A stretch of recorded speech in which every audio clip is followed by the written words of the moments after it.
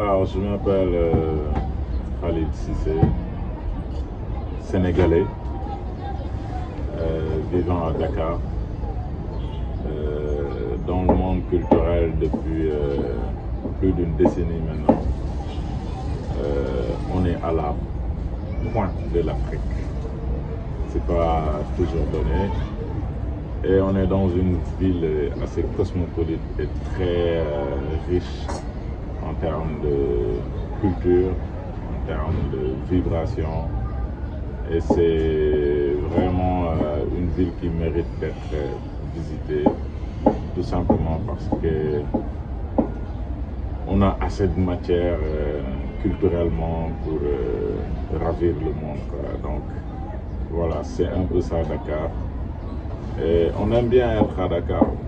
C'est pas qu'on est sénégalais ou dakarois, mais on a l'essentiel pour bien vivre à Dakar, surtout culturellement. Et ensuite, on a derrière cette fibre patriotique, cette fibre culturelle dont on a tous besoin en réalité pour exister réellement dans ce monde.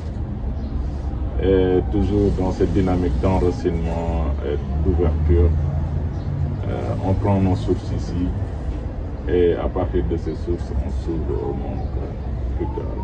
Voilà. Alors j'aime bien l'espace Médina parce que c'est un cocon créatif où on rencontre pas mal de gens inspirants qui peuvent nous transmettre des énergies capables de nous influencer par rapport aux voix, par rapport aux initiatives qu'on prend. Et je trouve ça très positif. Donc voilà, j'aime bien être dans l'espace public. Est-ce que tu peux rappeler juste qui a monté ce lieu?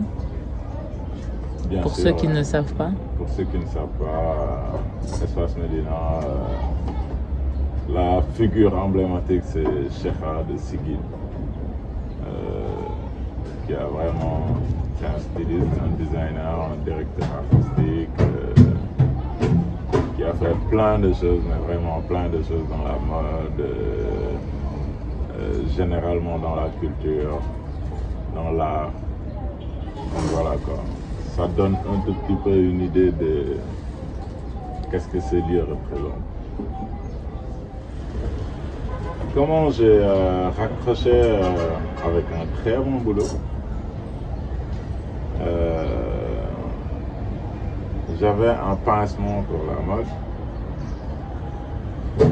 J'ai alors commencé à fréquenter quelques designers. Et de là, j'ai commencé à faire de petites recherches parce que je m'intéressais vraiment à ça. Je me suis rendu compte qu'il y avait le link entre ces acteurs et la société. Il y avait quelque chose qui manquait. Je ne suis pas en train de dire que je suis le premier, mais pour moi, on n'en faisait pas suffisamment pour mettre ce link-là. Et alors je me suis positionné dans ça. Depuis plus de 10 ans maintenant, on est dans la promotion du design en général, local. Et ce qui nous a amené à développer des projets axés sur le local attitude, comme je l'appelle, qui englobe beaucoup de choses, de la gastronomie au textile, à l'art, à la culture en général. Aujourd'hui, on en est arrivé à faire un événement qui s'appelle Djaba, qui est un peu la concrétisation de plusieurs étapes par lesquelles on est passé, et ces expériences-là aujourd'hui sont regroupées autour de ce concept qui s'appelle Djaba, qui veut dire marché bas en wolof. Donc le Dja bas c'est un nom wolof, Dja ça veut dire marché, le bas c'est un pronom démonstratif pour dire au marché, donc ça veut dire au marché. Et après au marché on retrouve beaucoup de choses, hein. Mais tout été articulée autour du consommé local, du savoir-faire local et de la culture locale. Donc voilà un tout petit peu pour retracer ce parcours qu'on a eu ces 10 dernières années. Donc, ce qui nous fait arriver à l'événement que tu prépares, qui aura lieu donc samedi. Inch'Allah. Inch'Allah. Et du coup... À partir de vendredi. À partir de vendredi, pardon.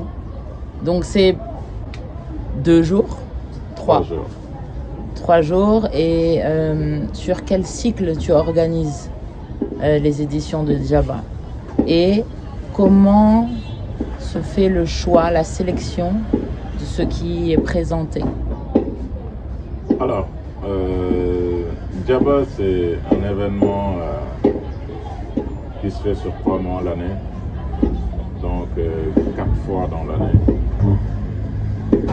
On ne s'est pas levé pour faire 4 éditions dans l'année, c'est le fruit d'une recherche. C'est le fruit aussi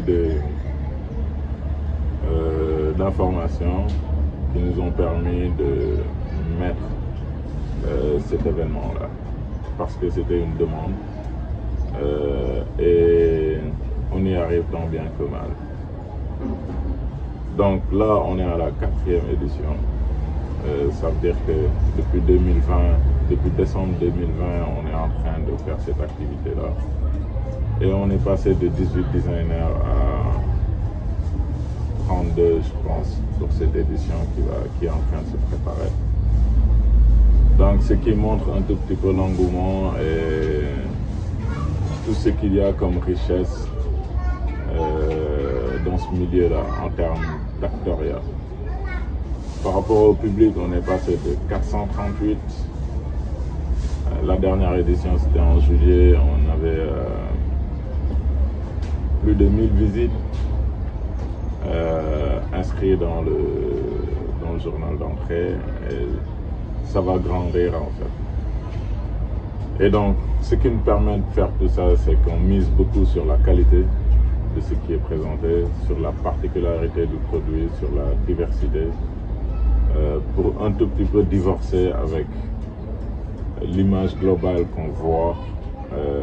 Parfois, on a l'impression qu'on a un seul styliste à Dakar,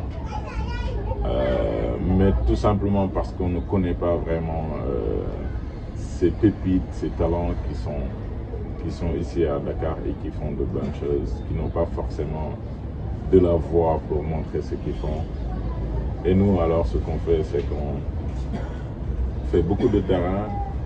On voit, comme je disais tantôt, la particularité du produit pour avoir quelque chose, une palette diversifiée. On voit aussi par rapport à la qualité produite. Et c'est ce qui nous permet de rassembler aujourd'hui, par exemple, des gens moins connus et des gens super connus. Parce que derrière, on recherche aussi un B2B assez fort et assez inclusif qui permet à cette jeune génération d'apprendre des plus aguerris afin que ces derniers aussi puissent les élever à un autre niveau. Donc, de base, c'est ça le principe. Mais ce n'est pas que de la mode que nous faisons. On va un peu plus large parce qu'on est carrément dans l'inclusion. Et donc, cela dit industrie culturelle et créative. Et qui dit industrie culturelle et créative parle bien entendu d'autres corps de métier qui sont dans les cultures. Et donc, nous intégrons de la musique. On a des ateliers artistiques, on a des talks, des fashion talks, on a de la gastronomie et éventuellement le marché qui continue de bout en bout. Donc ça c'est un peu le procédé qu'on utilise pour faire ce marché-là. Voilà. Et du coup, tu parles pas mal d'industrie et tu vas la représenter finalement à travers cette initiative-là. Qu'est-ce que tu penses de l'industrie de la mode ici, je veux dire, au-delà du Sénégal, en Afrique ou en Afrique de l'Ouest, ou dans une Afrique francophone, je dirais, parce que pour moi, il y a une différence entre ce qui se passe au niveau anglophone et francophone. Ou pas, c'est mon opinion, mais du coup, je veux bien savoir qu'est-ce que tu penses. Alors pour moi, généralement, je parlerai d'Afrique. Je ne serai pas dans les compartiments. Ok. Parce qu'en réalité, c'est que 54 pays, je pense pas. C'est pas beaucoup. Et généralement, on est passé du plus bas de l'échelle, parce que peut-être 15 ans, 20 ans, 25 ans derrière une génération, disons que l'Afrique n'avait pas la voix qu'elle a aujourd'hui. Parce qu'aujourd'hui, on se rend compte qu'à l'échelle internationale, on arrive à imposer l'Afrique, on arrive à imposer la culture africaine dans le monde. On a besoin d'un peu plus d'initiatives quand même pour encore plus donner de la voix, parce qu'on a de la matière à revendre au monde. Et c'est ce que peut-être les autres ont bien compris. C'est ce qui fait qu'aujourd'hui ils viennent tous en Afrique pour un tout petit peu nous reprendre certaines choses. Et je pense que c'est une bataille qu'il faut mener. Il faut la mener lucidement. Il faut la mener avec beaucoup de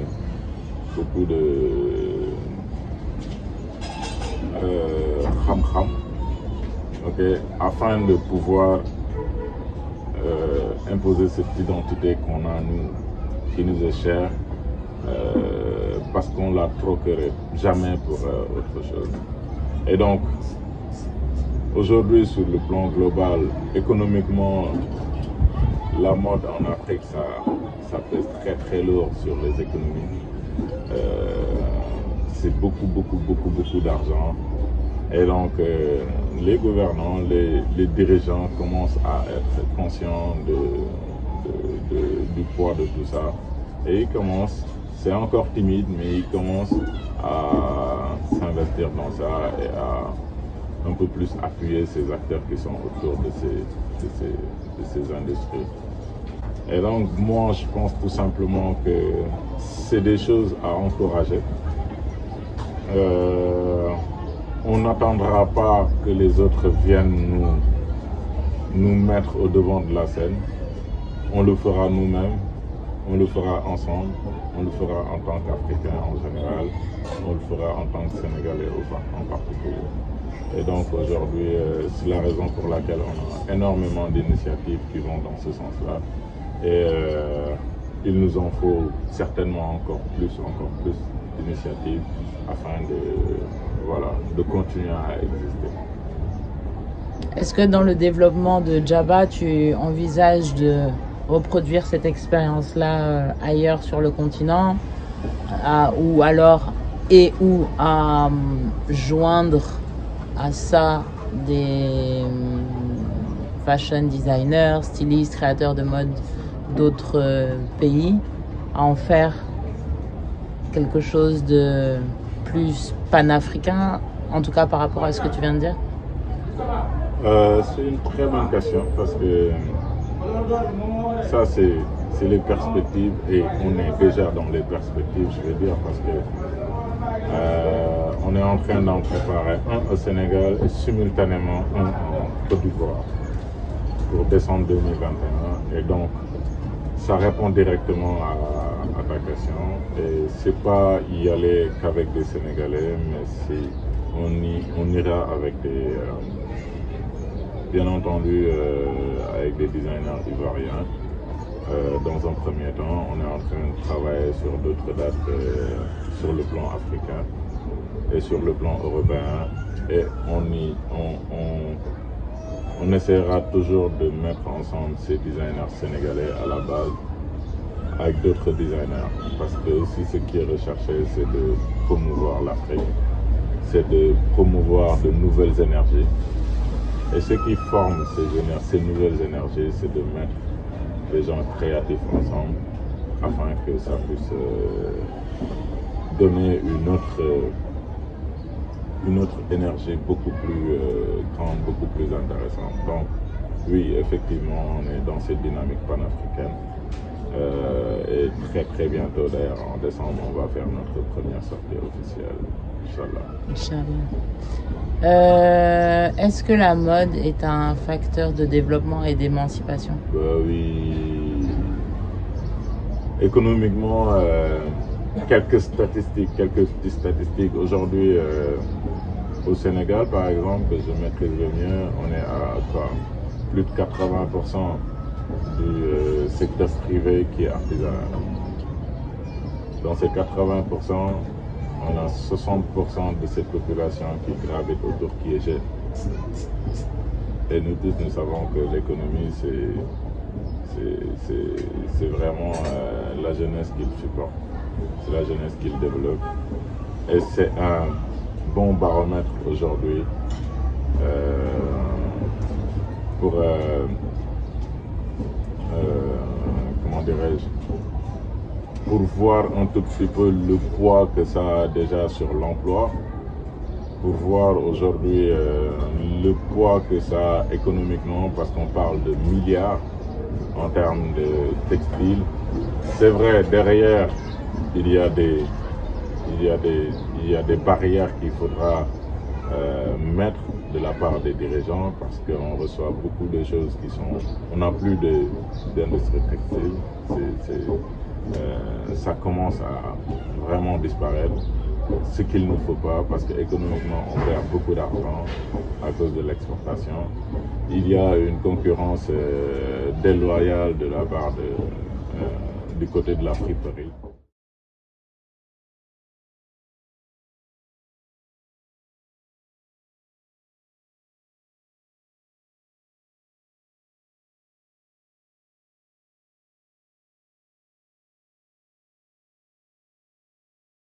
Avec la friperie et tout ce qui se consomme là-bas, c'est vraiment fait sur place. Le Maroc aussi, c'est un très bel exemple. Ils ont des factories, ils ont tout. Et je pense que c'est cette dynamique-là, dans cette dynamique qu'il faut aller pour éviter que nos ressources partent ailleurs. Parce qu'on a énormément de potentiel. On produit du coton, on produit toute la matière première. Malheureusement, c'est exporté. Et une fois qu'on arrive à stabiliser ces choses-là, je pense qu'on sera à plus de 50% de poids sur la balance commerciale. Donc, et sur le GDP, sur le PIB. Donc, je pense que ça a son poids. Il faut juste qu'on puisse être un peu plus conscient de tout ce que ça traîne comme argent, tout ce que ça draine comme économie, comme emploi, de le sécuriser. Et je pense que dans ce sens, on pourra un peu plus se développer, un peu plus rapidement en plus. Voilà. Qu'est-ce que tu penses de la mode éco ou cette problématique liée à l'environnement on sait, parce qu'on sait que les industries textiles polluent beaucoup. Est-ce que tu penses que c'est quelque chose qui nous touche ou pas? Est-ce que tu penses que dans le développement de cette industrie, ces industries de la mode et des textiles, on doit intégrer ça? Genre, est-ce que tu as un avis en fait sur ça? Alors, ce que je peux dire par rapport à ça, c'est que c'est pas nous qui polluons, parce que l'Afrique n'est pas sur la fast fashion. Et ceux qui polluent réellement, c'est ceux qui sont sur la fast fashion. Ça, c'est les grandes industries. En Afrique, on est encore sur la slow fashion. Et alors, on n'a pas ce poids sur la pollution du monde par rapport à la mode. Tout compte fait, je pense que il faut qu'on commence à réfléchir dans ce sens-là. et éventuellement éviter demain, si on doit s'industrialiser, de porter un coup au climat. C'est très mature d'aller dans ce sens-là, parce que derrière, on a quand même une responsabilité de garder ce monde-là intact et de le léguer à nos enfants tel qu'on nous l'a légué. C'est malheureusement pas le cas de plein d'entreprises qui sont dans la fast fashion, qui sont dans vraiment le capitalisme, parce qu'on ne se rend vraiment pas compte tout de suite de tous les dégâts que ça fait, mais quand même vraiment, ça fait beaucoup de dégâts à la nature. Et il faudrait quand même qu'on amorce cette dynamique de réduire tous ces déchets, parce que annuellement c'est des milliards, c'est des kilomètres et des kilomètres de tissus, par exemple, qui détruisent la nature, et c'est des pratiques avec lesquelles il faut vraiment débattre.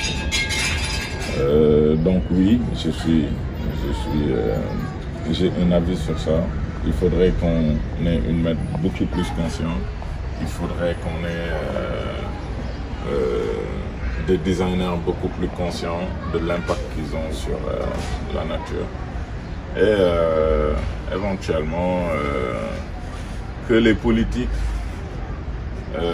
amorcent cette phase de conscientisation, en fait, sur les effets que la mode a sur le climat et sur tout ce qui est relatif au déséquilibre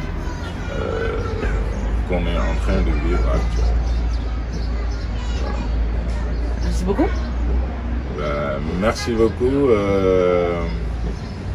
Wakhar. Merci beaucoup, Akia, de m'avoir invité, d'avoir